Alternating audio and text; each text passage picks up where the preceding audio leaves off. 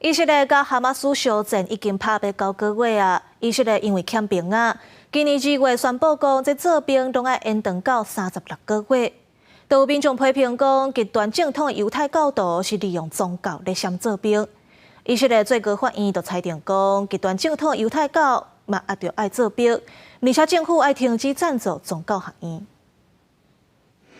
以色列最高法院2号裁定，极端正统犹太教男性也必须做兵，引发教徒的反对。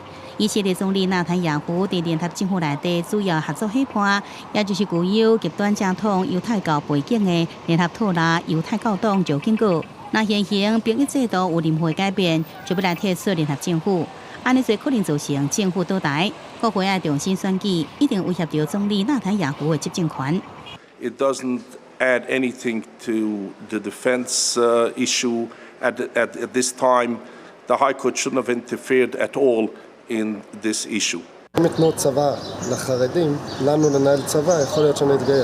根据以色列兵役法，年满18岁成年男性甲女性拢必须爱做兵，只有少数族群也是特殊的宗教信仰者会使免做兵，其中就包含极端正统犹太教男性，因占以色列总人口的13%，估计会使贡献7万名兵力。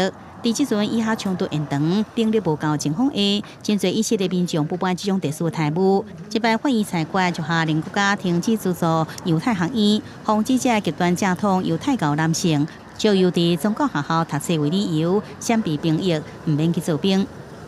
They must go to the army and do what all the other kids in their ages are doing.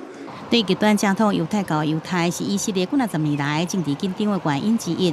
更加不敌2018年和纳坦雅胡的前一个联合政府倒台，政治僵局已经这侪年啊。因来早伫去年10月以下冲突爆发之前，民间就继续大规模示威，反对政府为着扩权而发动的司法改革。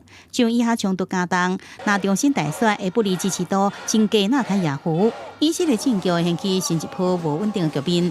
公视新闻杨间编译。